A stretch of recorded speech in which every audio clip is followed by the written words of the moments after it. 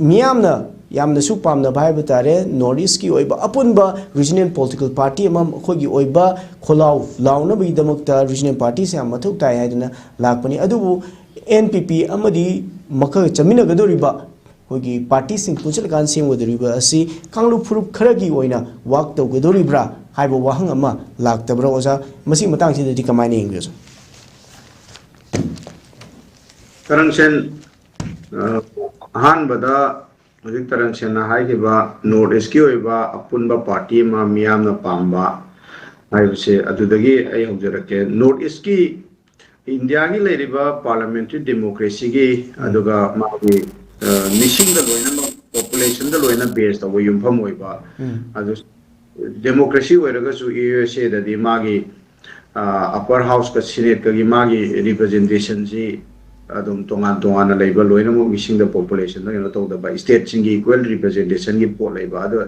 money India ददी अदु लेतबा राज्य सभा द ओइरसु अपर हाउस द ओइरसु लोअर हाउस द ओइरसु खुदिमुक से लोइना population da basis oibanina asagi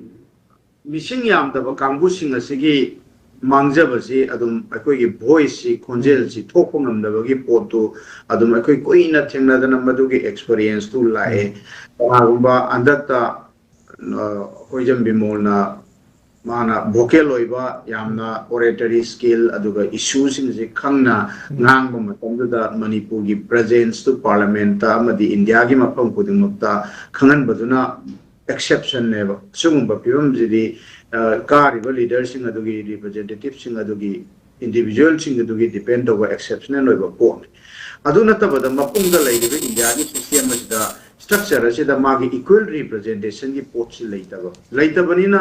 सिदैसिदा अवांग नोंपोकी लेरिबा लमदम असी इंडिया दगी जो मागी geographically culturally racially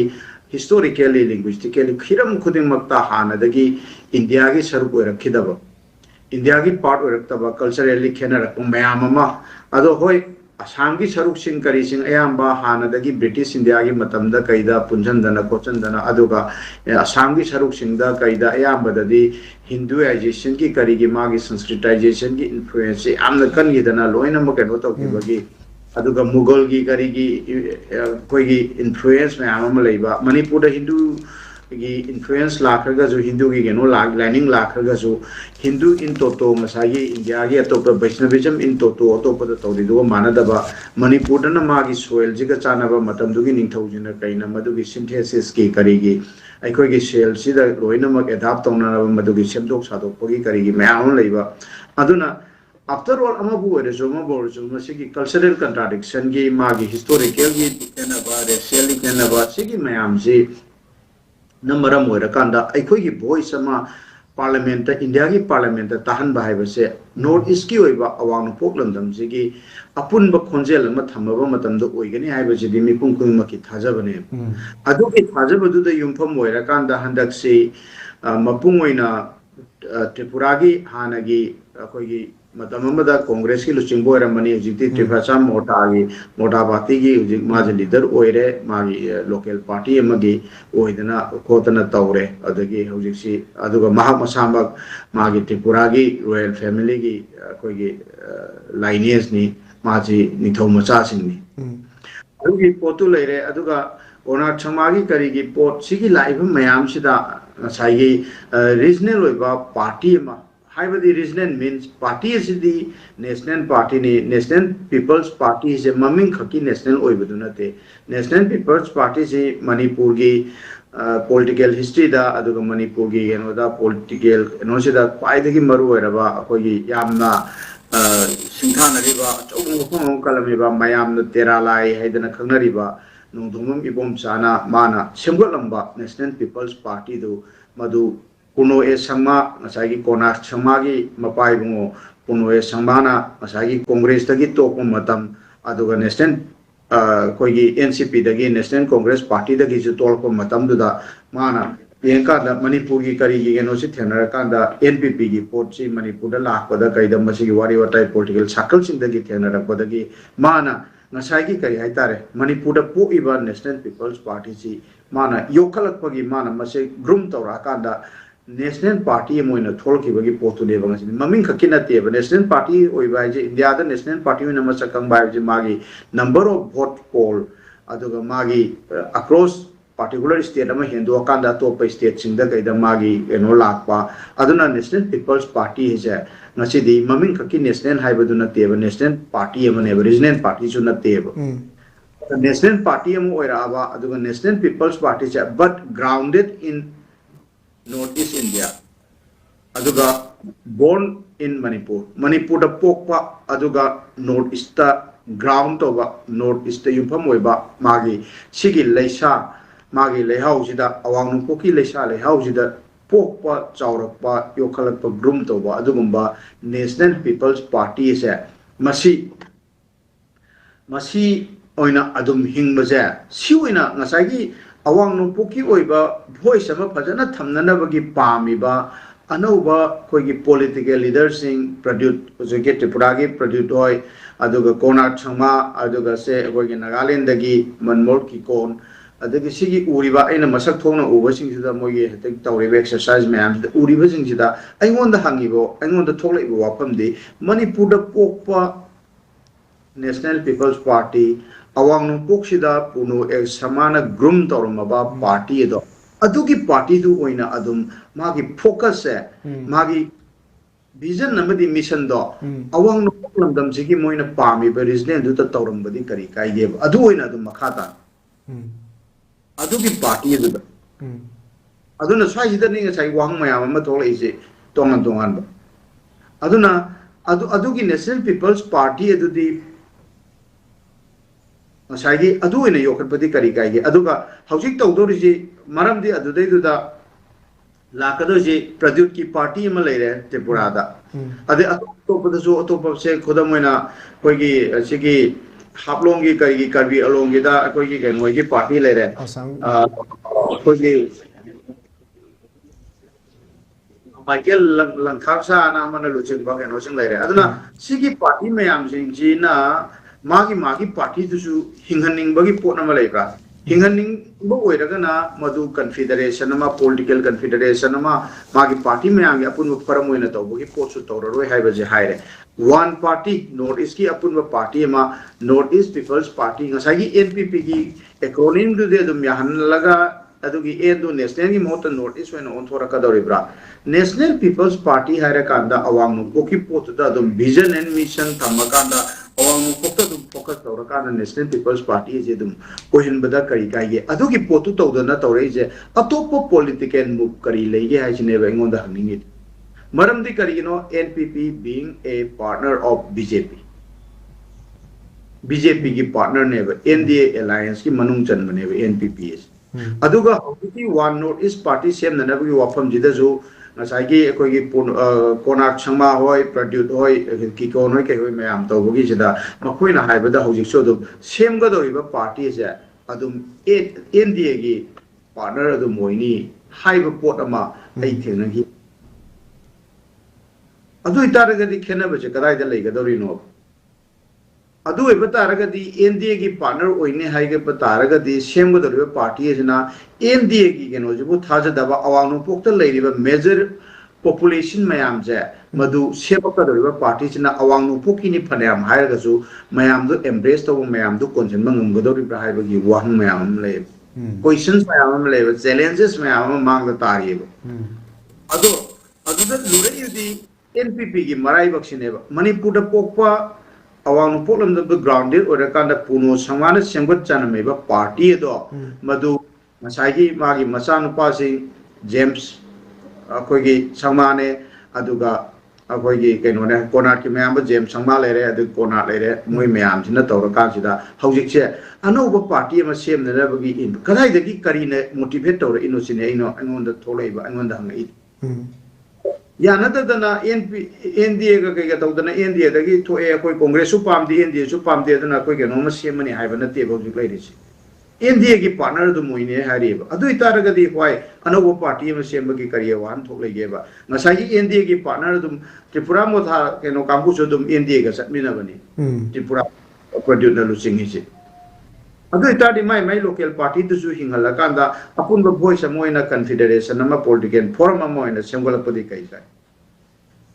एनपीपी को हातोकदो हाइबनि एनपीपी से कमाई तोना अदु हुजिक लाकदरि पोती अदुना हाइरिबा तुंगान तुंगान पार्टी मयाम जु पुंजन गे हाइबा तारगदि कमाई तोगे हाइबा मतमदा हाना लोइन मक्से एनपीपी हाइसिदा मर्ज तौदोइनेबा पार्टी मयाम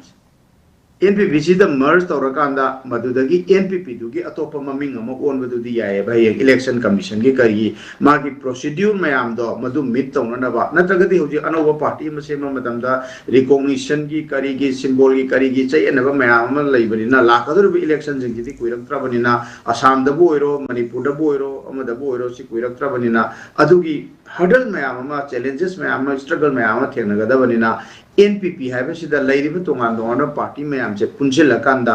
ngसाइगी मदु मर्ज तौर मतुंदा पार्टी की ममिंग ओनबदुना हेना लायबा अदुगी कोंतामा करी दोबी ओनदोइनो अदुगा अमुक लाइबा पोती सिदैसिदा अतोप थोलेग वांगदी से हानगी एमपी ओरमेबा नागा पीपल्स फ्रंट की मिरेम ओरकांदा मिहुत ओरकांदा आउटर पार्लियामेंट्री कॉन्स्टिट्यूएंसी की मणिपुर दगी काकिबा डॉक्टर फोसे सी ngasi मा बीजेपी दगी तोखरे बीजेपी दगी तोअकांदा एनपीपी यावबगी पोचे कोई लोई खंगरे यावरकांसिदा औजिक लाइबा डायनामिक्स ती कन्नु हाइबन मतमदा औजिक ngसाइ थंबिग्रिबा ngसाइगी महाक से नान हौगिबदा कोइगी ngarang मणिपुर की नो ओरिबा एनपीपी की नेशनल वाइस प्रेसिडेंट जो ओरिबा कोई मणिपुर की एनपीपी की प्रेसिडेंट ओरमेबा युमनाम जॉय कुमार मसाना ngarang तोकिबुदा हंदक्सी मोई खनबगी दुदा अवांग पोकी करीगी इशू मयाम खनबसिदा माना मणिपुर की करीगी इशू मयाम से रेस तौबा अपुनबा मणिपुर की सक्तम कायदनबगी कांगलुप मयाम से कोएक्सिस्टेंस ता हिंमिननबगी मधु हिंमिनबदा कायरकदबा थबकसिंग अदु अतोप इशू सिंग 6 शेड्यूल की बोइरो सेपरेट एडमिनिस्ट्रेशन की डिमांड बोइरो सुगुम मयाम से कमाई तौने एड्रेस तौगिदौरिगे हाइदना माना रेस तौबा मतमदुगी मधुगी इशू सिंग अदुदी एड्रेस तौबगी मोत्ता करीमता खनदना पार्टी मनुंगदा एनो तौदबगी पोट खनदबगी पोटा हेना अनोबा पार्टी मा सेमनिंगबगी पोचे सेमनिंग इजे करिगिनो हाइबसी अइंगोंदा ngasi भावबदा मसी कन्विंस तौबदा खर वाना थोइएबो ngसाई अइना हाइजगिबदो बी एनडीए की पार्टनर अमोइना दुम लेबदौबा तारगदी करिगिनमक्ता अनोबा पार्टी अमा मुक सेमगदौरिनो नॉर्थ ईस्ट की नि हाइदना हाइबो पोचे अदुम अइंगोंदा दुम युरो खल्लगा लेबा हाइतारे अदुगी पोतुमा लै अदुगा अखोइना अमु येंबा यारे सिगी मुपसिंग जिदा तोंगान तोंगाना से नागालैंड दगी यामने एक्टिव ओइना यावरिबा कैनोना उबिरमगनी तरंगसेननसु उबिरमगनी मखोइना दिल्ली की कॉन्स्टिट्यूशन क्लब ता कैदा मोइना अहाब लाउथोपगी प्रेस कॉन्फ्रेंस तौबा मतमदा नाकंदा कोर्नर के नाकंदा ओइदा फमिबा कोई की कोन मनमोहन की कोन से हाना बीजेपी की एमएलए नि नागालैंड के कारमिनी हंदक की एग्जिस्टिंग गनो चिदा माका दबे वानी बीजेपी की केनो ओरमिनी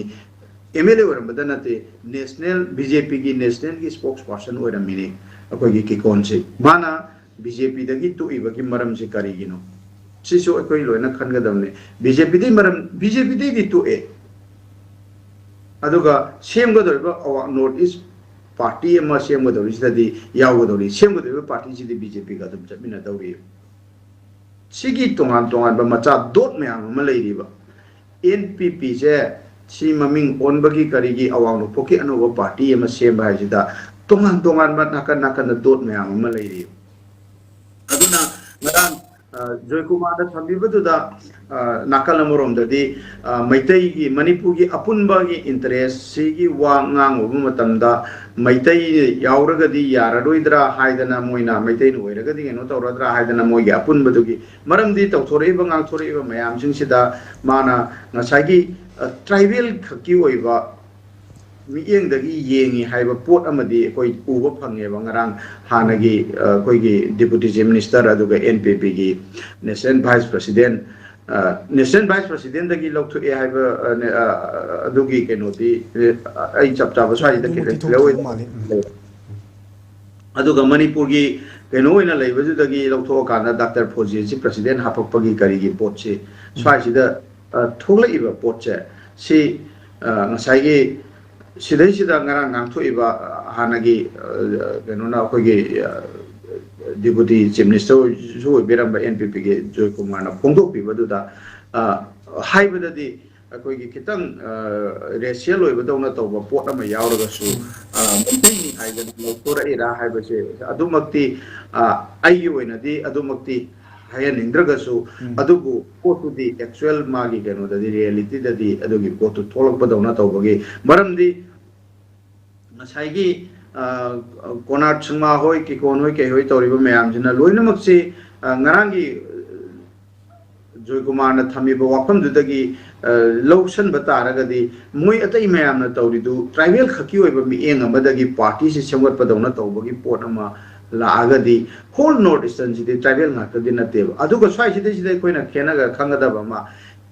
ट्राइबल खुदिमक शेड्यूल ट्राइब खुदिमक इंडिजिनस पीपल नते